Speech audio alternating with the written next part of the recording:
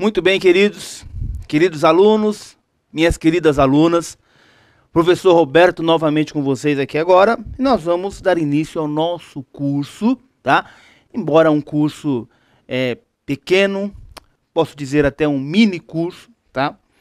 Mas a ideia do nosso curso de resolução de questões é passear, ou fazer um tour, melhor dizendo, sobre alguns aspectos extremamente importantes para o dia da sua prova, em se tratando de direito material do trabalho, tá?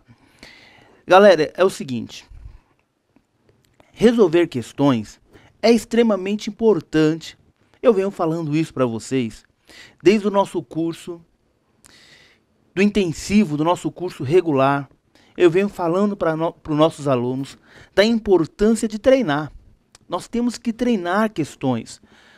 Você não pode ir para uma prova, você não pode ir para um jogo, você não pode ir para um desafio sem antes treinar, conhecer aquilo que te espera. Nossa prova da OAB primeira fase, nós temos 80 questões. Nós temos 80 questões. E você precisa gabaritar 40 questões. 40, ou seja, a metade. Você precisa da metade. Então,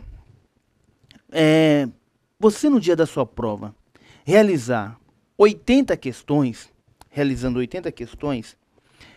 vai ser uma moleza. Por quê? Você treinou 500, 600, 700, 1000 questões. Tá? Por baixo aqui, no nosso curso, com todas as disciplinas, nós vamos ter mais de 100 questões. Mais de 100 questões. E eu separei algumas questões aqui de direito material do trabalho. Como vai funcionar esse curso? Esse momento nosso agora. Você já fez o intensivo, você já fez o mega, né? E o mega agora, mega mais a resolução de questões. Um belo pacote aí que o canal Exame de Ordem preparou para você, para a sua prova. E essa ideia da resolução de questões é o sprint final, é a reta final, tá? É a sua preparação final. Então, eu digo para você, seja honesto com você mesmo. Agora, eu disponibilizei para vocês aí na plataforma as questões de direito do trabalho, direito material do trabalho. Qual que é a ideia? Antes de você assistir a nossa aula agora, tá? Quando eu iniciar as questões, na verdade eu vou trazer a resolução já das questões e trazendo uma breve explanação sobre o tema, tá? Que foi discutido na questão. Muito bem. Como que você vai fazer? Você vai inicialmente resolver as questões. Você irá resolver as questões. Bacana?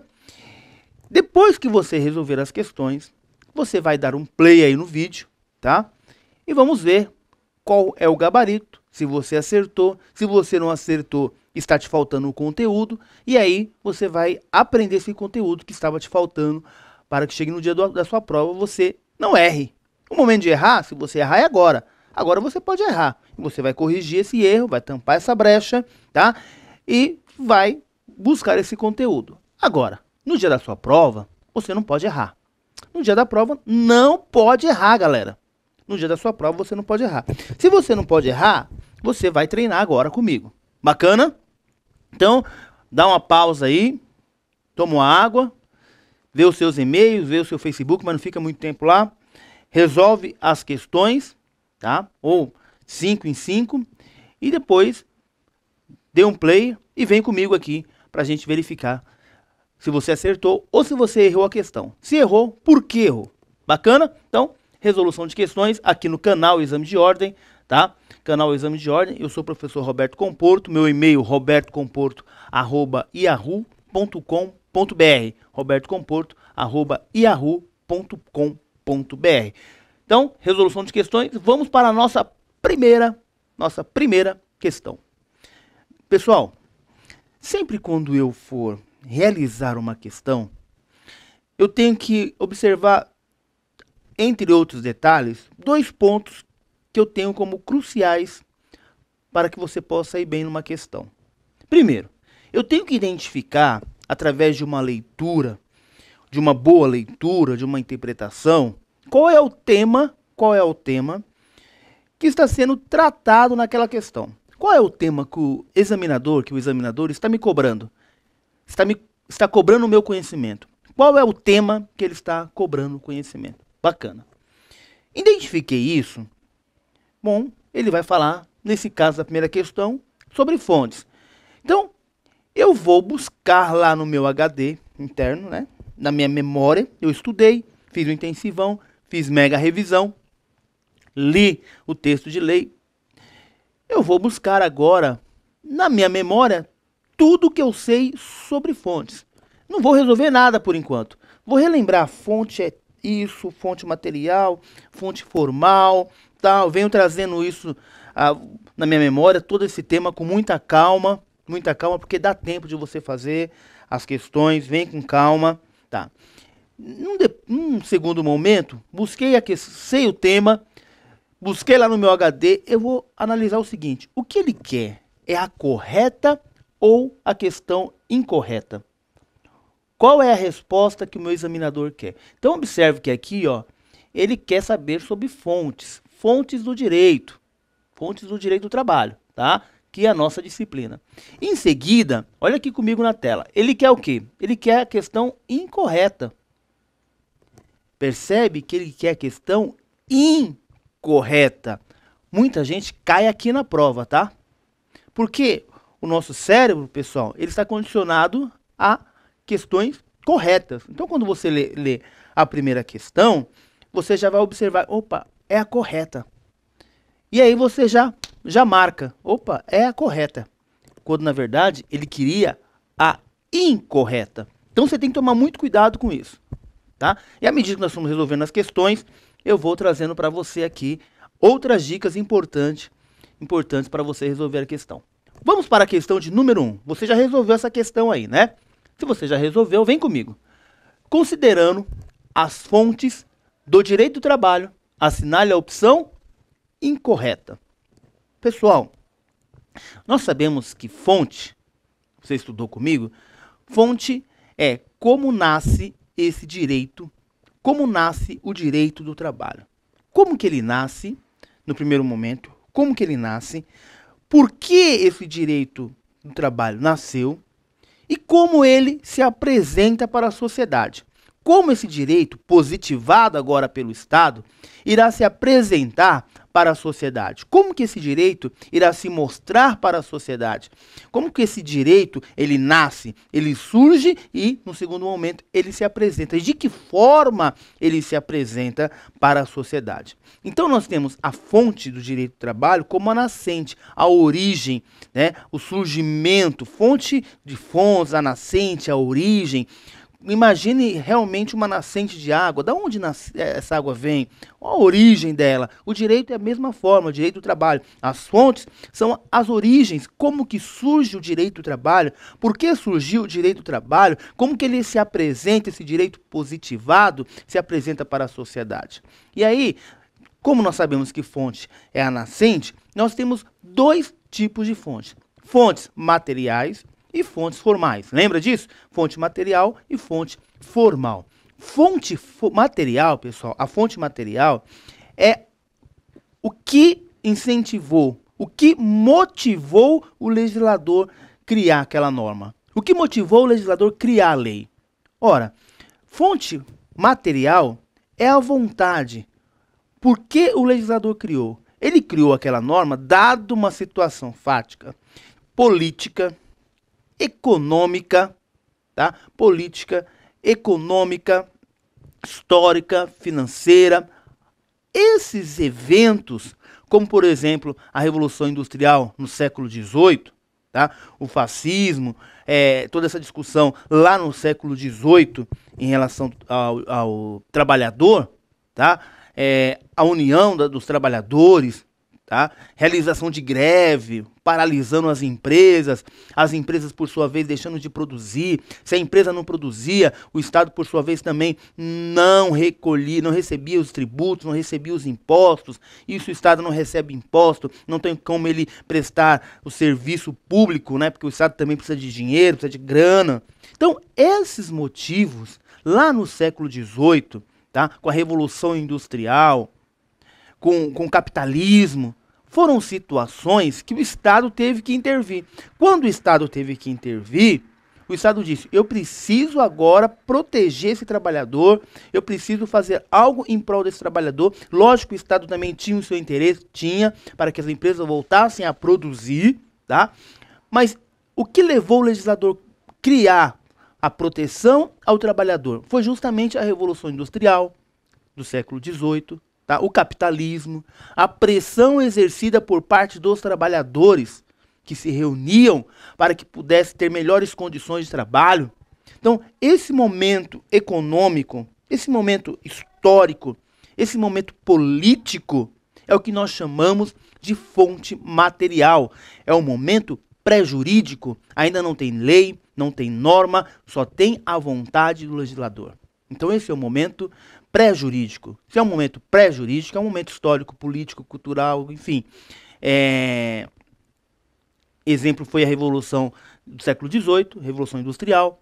Essa situação é que nós chamamos de fontes materiais. É o momento pré-jurídico, fontes materiais. Dada essa vontade do legislador, essa vontade precisa se materializar, essa vontade precisa ser formalizada e apresentada para a sociedade como um direito positivo. Precisa ser apresentada para a sociedade como um direito positivo. Nesse viés, quando apresentado para a sociedade, vai se apresentar de uma determinada forma, ou através da Constituição Federal, ou através da CLT, a Consolidação das Leis do Trabalho, enfim, lei ordinária, lei do Fundo de Garantia, por exemplo, a lei 8.016 de 90, a lei do empregado doméstico, lei 5.859 de 72, ou a lei do rural, 5.889 de 73, enfim, algumas leis vão ser postas para a sociedade, que vão disciplinar a relação entre o patrão e o empregado, empregador e empregado, tá?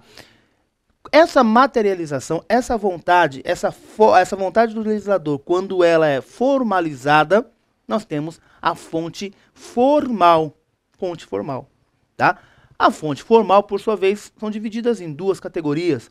Fontes formais heterônomas e fontes formais autônomas.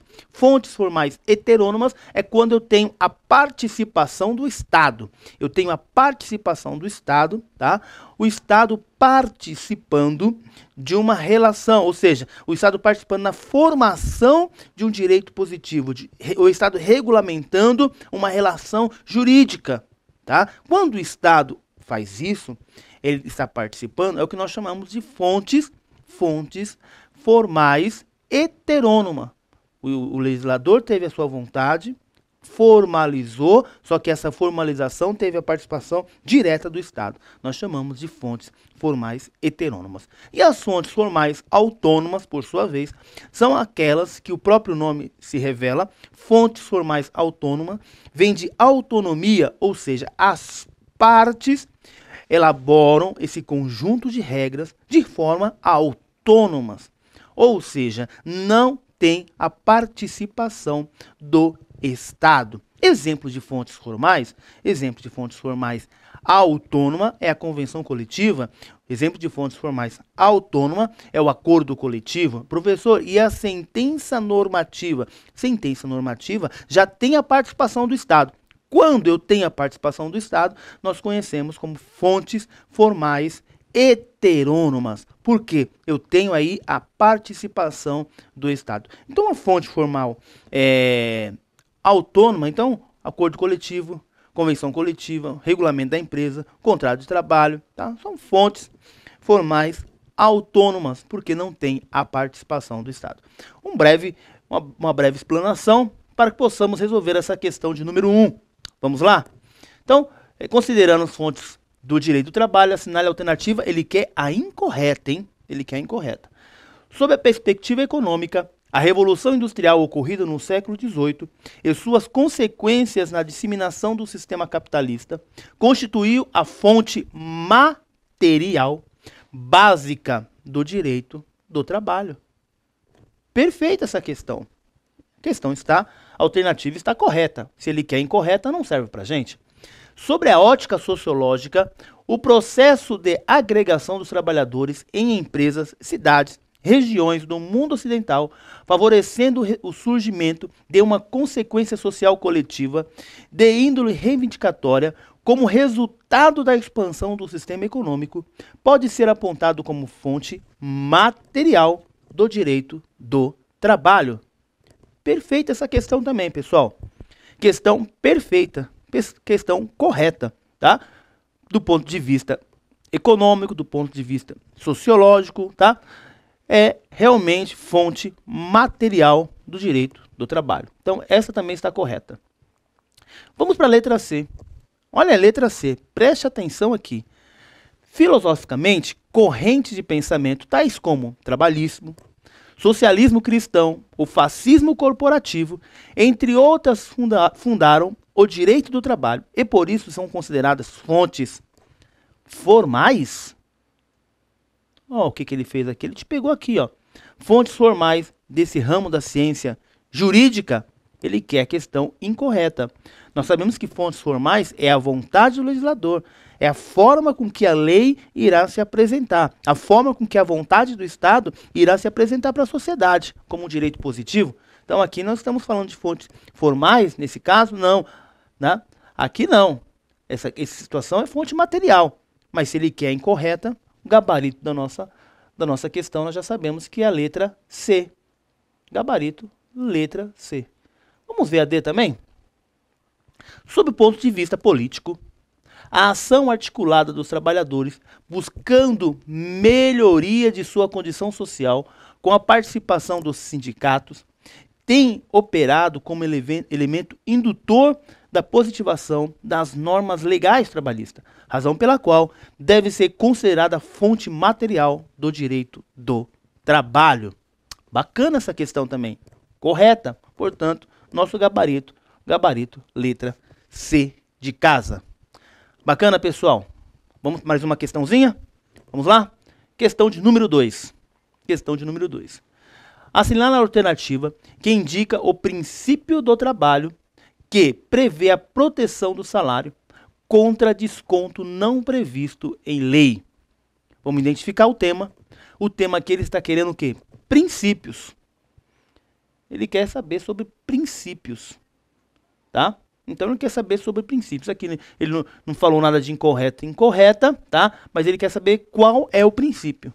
Qual é o princípio? É uma questão uma indagação que ele te faz. Qual é o princípio? Pessoal, falando um pouquinho de princípio, falando um pouquinho dos princípios como normas fundantes, princípio como o sustentáculo da norma, ou seja, princípio é norma também. Princípio é, o legislador, na verdade, quando ele vai criar uma norma, ele não cria uma norma do nada.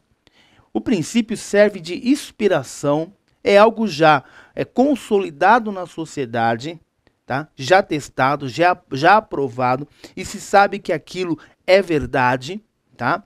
Então, princípio como normas fundantes, tá? Princípio é o alicerce, princípio tem a ideia de trazer para o legislador a inspiração para ele criar a norma. Ele vai criar a norma debruçado sobre os princípios, tá? Sobre os princípios, aquilo que já é aceitável na sociedade, aquilo que já foi testado, aquilo que já foi aprovado, aquilo que já se sabe que é verdade, tá? Não se tem discussão sobre esse assunto, porque já está pacificado, tá? Então, o que acontece? Quando ele vai criar uma norma, ele se debruça sobre os princípios, porque os princípios são os alicerces, é o alicerce, são normas fundantes, como relata o professor Miguel Reale. Nesse viés, pessoal, quando eu falo, portanto, de princípios, eu tenho que saber quais princípios. E aí nós temos inúmeros princípios, tá? O professor Plá Rodrigues, um uruguaio, ele tem um livro de mais de 400 princípios só do direito do trabalho. Agora, o que nós estudamos, tanto no nosso intensivão como no Mega, é que alguns princípios é pacífico na doutrina. E você não pode ir para a sua prova sem saber desses princípios básicos, tá?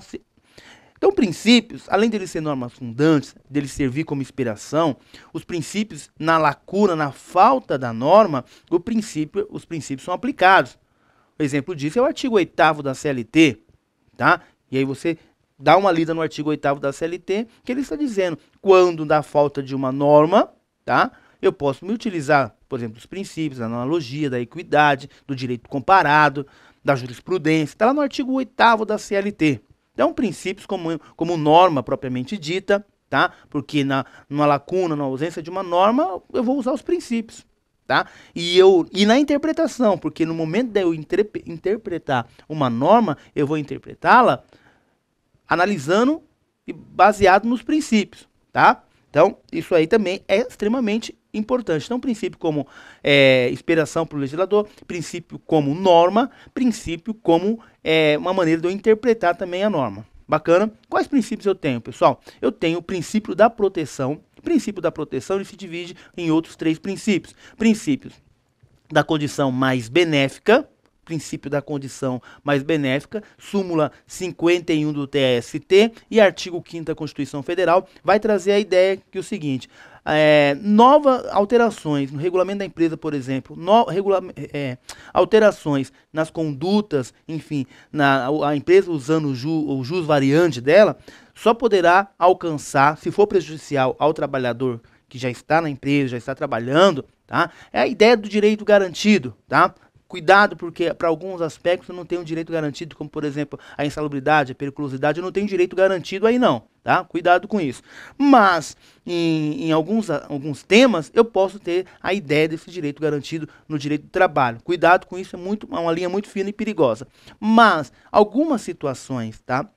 Algumas alterações que a empresa vier a realizar. Por exemplo, caiu numa prova recente aí, a mudança de quarto no contrato, a empresa tinha quarto particular para todo mundo e a empresa mudou o plano e colocou quarto coletivo. É uma alteração que a empresa realizou. Pode alcançar aqueles que estão trabalhando? Não. Só os novos. Súmula 51 do TST. Essas alterações que, de certa forma, irá retirar algum direito, algum benefício, claro, que não seja aquele benefício básico, fundamental para esse trabalhador, só poderá alcançar os novos trabalhadores. Somente os novos trabalhadores. Súmula 51 e o artigo 5º da Constituição. Tá?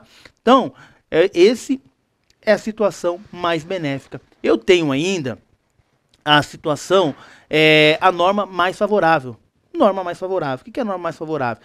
Numa dada interpretação, pessoal, eu posso muito bem utilizar o acordo ou a convenção coletiva se ele for mais benéfico em relação à Constituição Federal. Tá?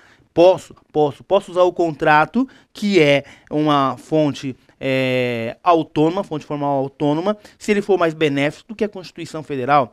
Eu digo então que no direito do trabalho existe a flexibilização das normas trabalhistas.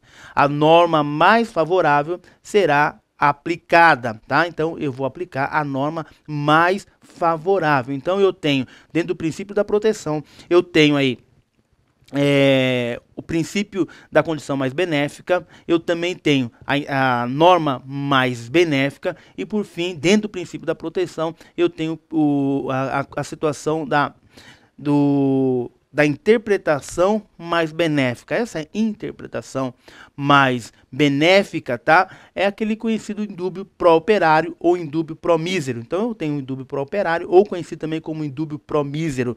Essa situação é quando, dada uma interpretação, na dúvida eu tenho que favorecer ao empregado, tá? Então, o princípio da proteção, eu tenho o princípio da irredutibilidade do salário, não posso reduzir o salário, cuidado, salvo, tá?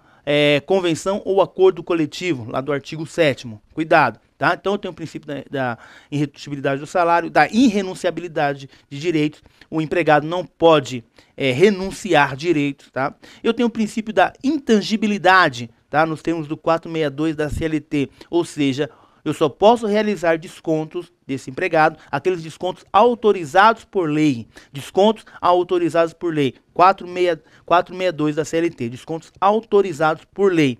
E ainda quando o empregado me causa dolo, me causa um prejuízo, e esse prejuízo foi causado com dolo. Se for com culpa, deve ter previsão no contrato, tá? E ainda posso descontar se, um dado momento, quando ele ingressa na empresa, ele assina para mim, autorizando desconto de assistência médica, por exemplo, assistência odontológica, seguro de vida. Isso aí, essa situação não é um ato lesivo, já é o entendimento do TST. Bacana? Então vamos lá para a questão, dado essa explanação inicial. Assinale a alternativa que indica o princípio do direito do trabalho, que prevê a proteção dos salários contra descontos não previstos em lei. Quando eu falo de descontos não previstos em lei, desconto previsto em lei, INSS, imposto de renda, isso eu posso descontar do meu empregado, tá? Então eu tenho que entender aqui que ele quer qual o princípio. Então eu já sei que é o princípio da intangibilidade nos termos do 462. Vamos ver então, princípio da unidade salarial? Não.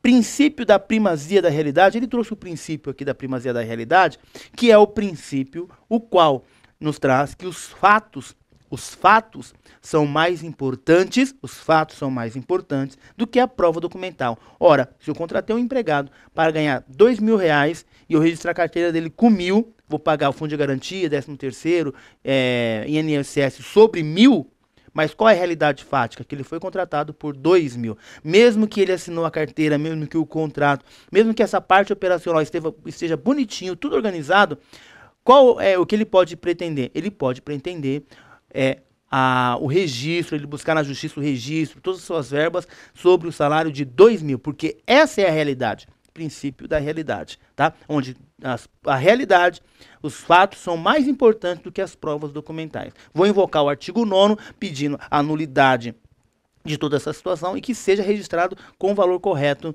de R$2.000. Então, letra B também não é a nossa querida resposta que queremos. Tá? Princípio da materialidade salarial, também não. Princípio da legalidade, muito menos.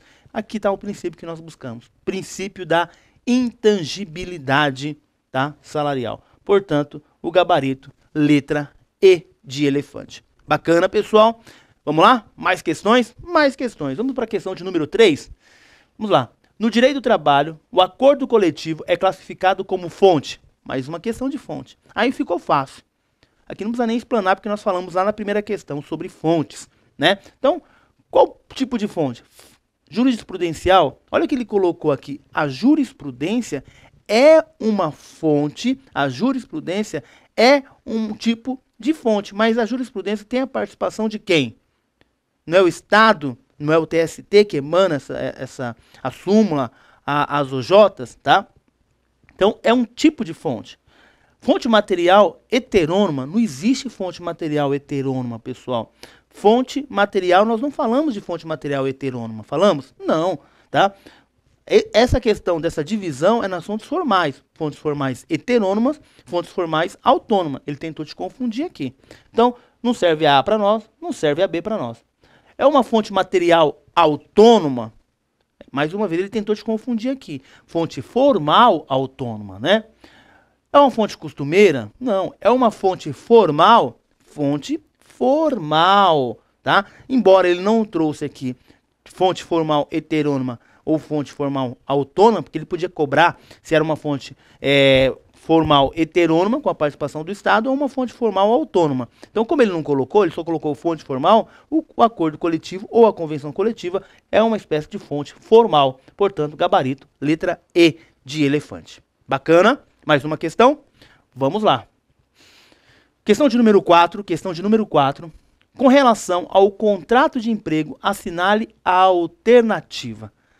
Aqui, quando ele fala assinale a alternativa, ele quer a alternativa correta, tá? Então, vamos lá. Vamos falar um pouquinho de contrato. Gente, eu tenho dois tipos de contratos. Eu tenho um contrato por tempo indeterminado, que é a regra. Quando eu contrato, a princípio, eu estou contratando essa pessoa como empregado, tá? Por um contrato por tempo indeterminado. Essa é a regra. E a exceção? A exceção vai ser o contrato por tempo determinado. A exceção, se ele é um contrato, se ele é um aprendiz, um estagiário. A exceção é se ele é um autônomo, tá? Então, são as exceções que nós já estudamos. Por exemplo, eu contrato um empregado. Em regra, um contrato por tempo indeterminado e ele é empregado. Agora, qual é a exceção? A Lei 6.019, a Lei do Temporário. Tá? Qual é a exceção?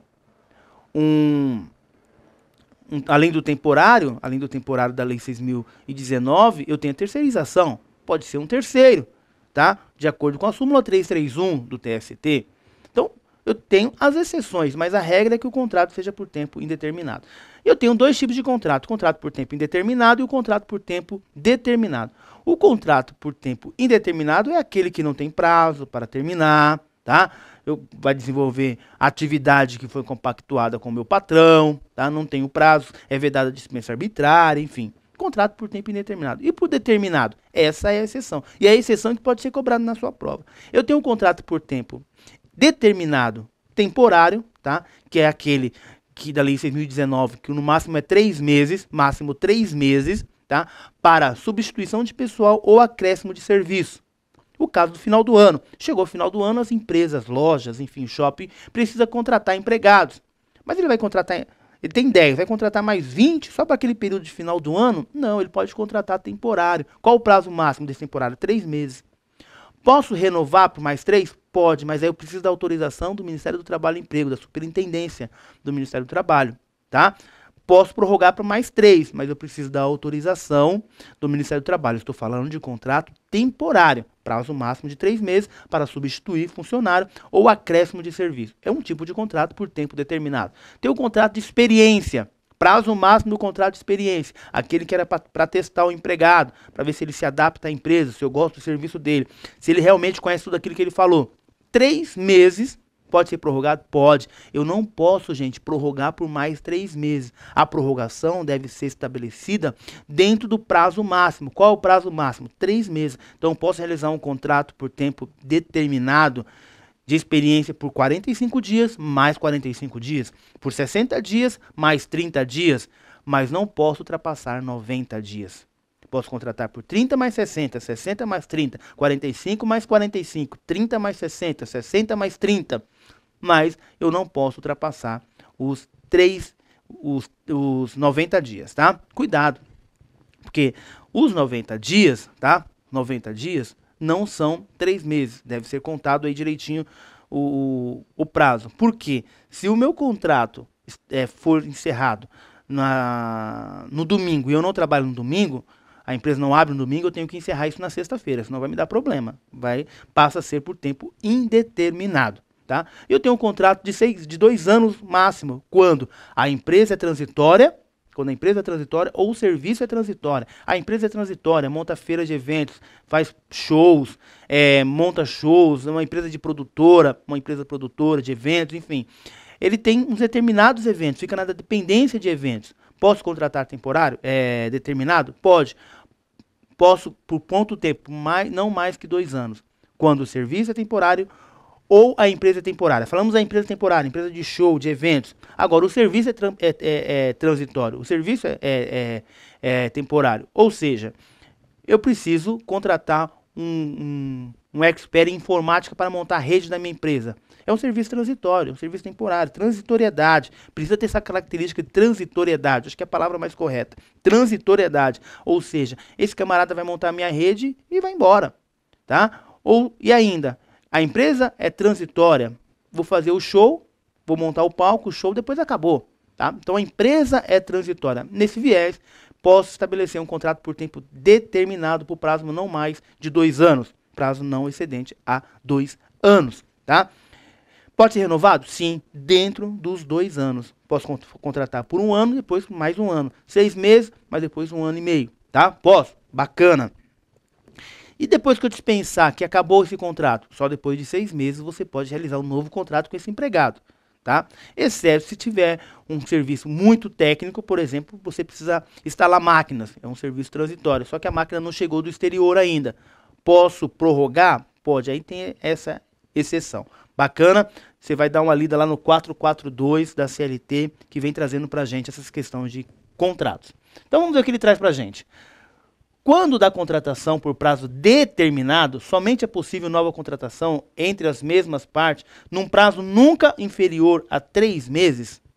Nunca inferior. Gente, não existe um prazo que seja... Cuidado com essas expressões também, nunca, tá? Isso aqui é perigoso. Nunca. Cuidado com essas expressões, nunca. Tá? Nunca num prazo inferior a 3 meses, eu posso contratar com prazo inferior a 3 meses, pessoal? Posso. Posso contratar com prazo inferior a 6 meses. Então essa questão está errada, e mesmo porque ele colocou um nunca lá, tome muito cuidado com isso.